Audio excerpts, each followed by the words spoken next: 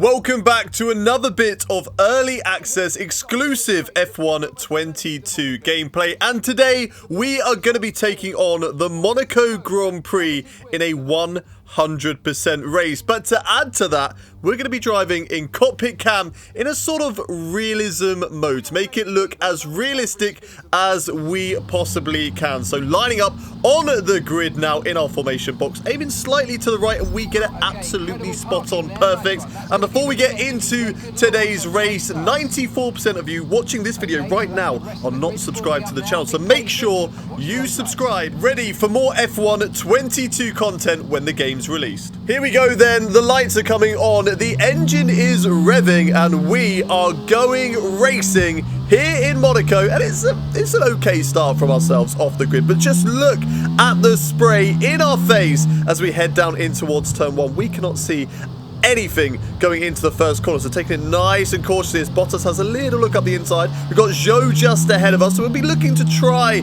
and overtake the Alfa Romeo drivers. We go right around the long way here through this long left-hander, having a little look around the outside of Zhou, but he has the better line through the right-hander of Casino, so he holds the position for the time being. Then heading down in towards Mirabeau, and Schumacher goes straight into the back of one of the drivers ahead of him, and I think maybe Zhou got a slight amount of front wing damage as well, but Schumacher definitely has a lot of front wing damage after that. I think it's basically fallen off as Bottas had a little look up the inside as well on us, but for the time being, we're just settled back behind Mick Schumacher, struggling in these conditions, especially with no front wing, so we're just being cautious. We don't want to break our front wing this early on. We are running simulation damage in this realism mode, and I know it's realism mode, and you can see all the graphics on screen. Drivers don't have that, but it's for the benefit of me commentating and the benefit of you guys watching, as Esteban Ocon goes for an audacious send up the inside into the Nouvelle chicane. Somehow doesn't make contact with anybody. I didn't bother fighting it at all because I just expected him to absolutely plow into the side of Zhou Guanyu there. Fortunately for all of us, there was no incident as we go very slowly now into the swimming pool section. That actually causes a massive pile-up behind us, including Sebastian Vettel, Daniel Ricciardo, as we nearly go into the back of Zhou there as they completely stop as the safety car has been deployed. And I think Lando Norris also caught up in that instant as well. Mick Schumacher coming into the pits, and it really holds us up on the exit of the second to last corner there. But now the safety car has been deployed. We've overtaken Mick Schumacher, moved ourselves back up into the 10th position slot. And this is a really weird thing that happened. Esteban Ocon, for some reason, just could not overtake the safety car. It had the green light on. The safety car was basically letting him through. It was okay, but Esteban Ocon was not brave enough to overtake the safety car. As you can see, I nearly go into the back of Zhou Guanyu at this stage of the race, just because I was caught unaware. I was expecting those guys just to overtake the safety car there and then, not expecting them to slam on their brakes and having to avoid them. So we're going to be losing a lot of time at the moment. You can see the leaders going through the Nouvelle chicane at the moment under the safety car. And we've been thinking about maybe coming into pits because it is actually going to dry up over the course of this race. It's basically a replica of the real-life Monaco Grand Prix. It's going from wet to dries all the way throughout this race as Esteban Ocon goes straight into the safety car. We said he was having problems overtaking the safety car, and instead he just decided he had enough. He was fed up. He was going to crash into it, and he's out. Esteban Ocon out of the race after crashing with the safety car there. We kind of got a cheeky overtake there on Zhou Guanyu as well. He came to a stop. We had to move around him to avoid that, and we just allowed ourselves to come through. Now into the pit stop phase, coming into the pits for a set of intermediates. A little bit early, but we're taking the gamble under the safety car, hoping the safety car lasts until the intermediate period, and we can jump a few of the drivers ahead of us at the moment. So coming out the pit lane there with the new immersive pit stops where you push the button at the correct time to try and get the quickest pit stop. We only got green. We didn't push it late enough. So that's something we need to work on if we have some more pit stops, which we should do in the rest of the race. As you can see, safety car coming in, and we're nowhere near it because these tyres are not ready during that safety car period. But just right at the end, just as the safety car was coming in, it started to work. The intermediates got up to temperature and they started to work, and we are now into the lead of this Monaco Grand Prix. Somehow we've taken the lead. We've also got the fastest lap of the race in this Alpha Tauri as Pierre Gasly, but it's not going to be easy as we've got Charles Leclerc, Max Verstappen right behind us. So they're going to be trying to overtake us as soon as possible. The DRS was enabled. We didn't really get the call to come into the pits until it was too late. We only really noticed once Leclerc actually darted into the pit lane there. We were like, we should have gone on that previous lap. So we go on this one. This time around, we get the optimal on the pit stops. That's going to give us a faster pit stop, which we are going to need at this stage because we need to try and get the jump on Charles Leclerc, who's actually coming out of the pit lane right now on the left-hand side. Can we get him as we go in towards turn one? No, we cannot. These tyres just not up to temperature for ourselves, and unfortunately Charles Leclerc gets the jump on us, and then nothing really happens in this sort of dead middle stage of the race apart from we go on an absolute mission for one lap and one lap only on lap 17 and go and set the fastest lap of the race through the right hander now of the last corner. Lovely final sector there. I love the final sector in Monaco. It's just so fast, so flowing. And even in these F122 cars, yes, they're wider. It's a little bit more difficult. And in cockpit cam, it is really difficult because of those big, chunky front tyres. That makes it really hard for you to see your apex, especially here on the last corner, actually. Luckily, you have a little cone that's standing on the top of it that kind of gives you an index where the apex is.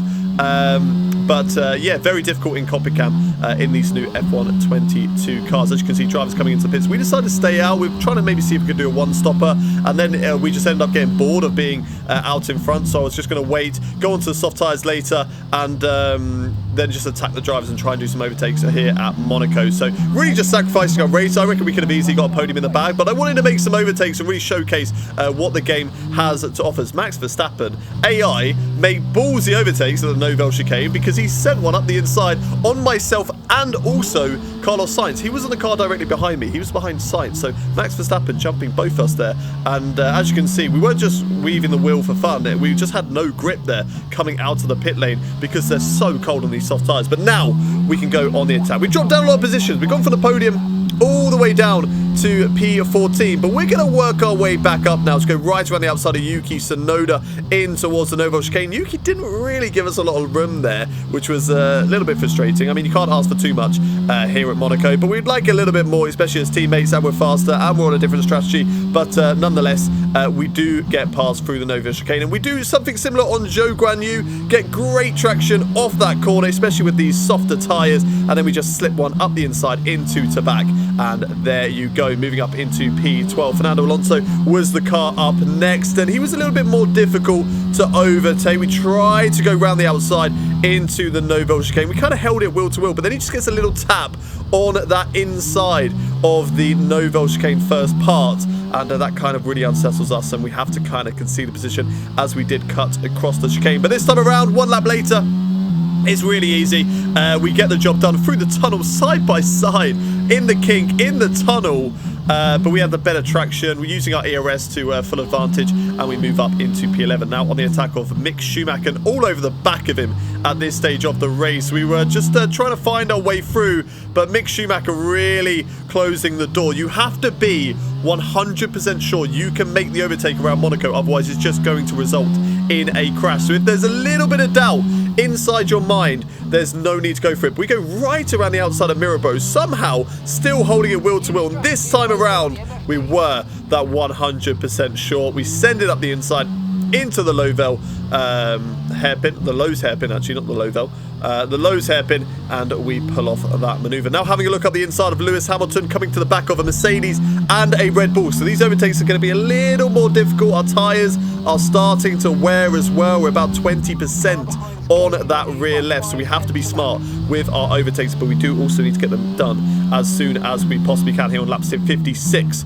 of 78. Half a lap later though, we get great traction like we did on Zhou Guanyu earlier on using the ERS and just slipping one up the inside. I was really surprised actually that Lewis Hamilton left the room on the inside. I was expecting him to close the door, and I wasn't actually going to go for the overtake, but then he just kind of allowed it as we have a little look there on Sergio Perez around the outside of the hairpin.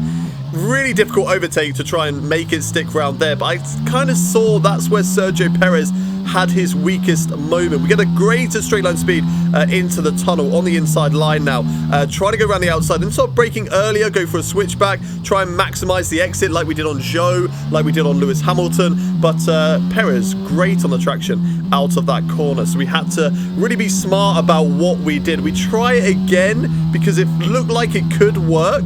But in the end, we were kind of wise to it that Sergio Perez just had insane traction off of this corner, and it just wasn't worth going for the overtake on the Red Bull driver through theirs. We have another attempt here on lap 63. Sergio Perez once again round the outside in towards the Nouvelle chicane, braking about a similar point. He goes a little bit deeper than me, but we just can't get. This is probably the best opportunity we had of getting on the power, but even then Sergio Perez had us covered off, so we had to try something else and somewhere else around the track. And about half a lap later on lap 64, Perez makes a massive mistake. We go around the outside into the hairpin, but he kind of gets cooked up on the inside curb, loses him a lot of time, then leaves us the space on the inside through the next part, down to Portier. We've got the inside line once again, and it's job done at that point. Once we're on the inside on one of those corners, we have the better traction out into the tunnel, and we move up into P8. Lance Stroll was another tricky one to overtake. We actually sat behind him for about 5 laps until we could really overtake him,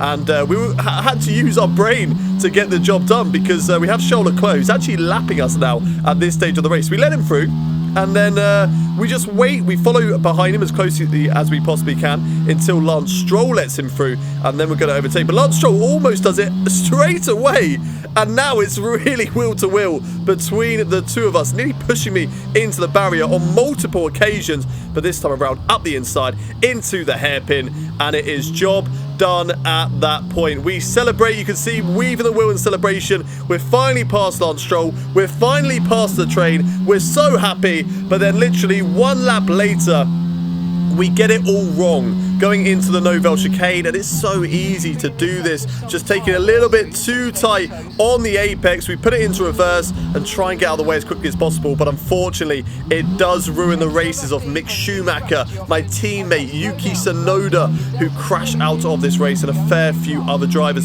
who do actually get damaged. The good news was the safety car was deployed, so we all get to go close and go racing once again. The bad news is we've already been lapped by Charles Leclerc, so we did try and see if we could be sneaky and maybe unlap ourselves and get back in this race, but the game wasn't having any of that. It wasn't allowing me to pass Leclerc.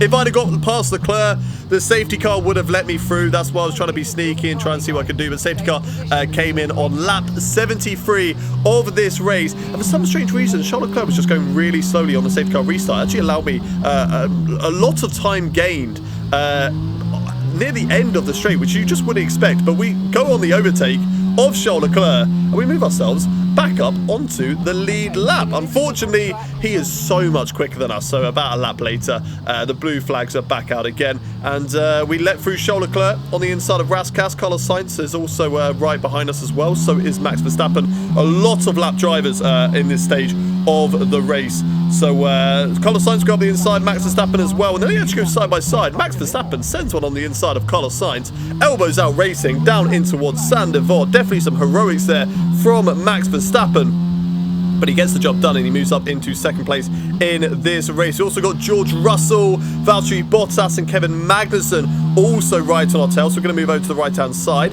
and allow Kevin Magnussen to overtake us. Someone we were actually battling with earlier on in this race, but of course we sacrificed our race just to make it a little bit more exciting and pull off some insane overtakes, which I think we have done in this race, in all fairness. George Russell and Valtteri Bottas get past us, and then we just about close the door on Lewis Hamilton to stop him from coming through, because we do not want to lose this P7. We've worked hard for him. We do not want to lose it. He's on fresh soft tyres because he got caught up in that instant, but came in for a pit stop.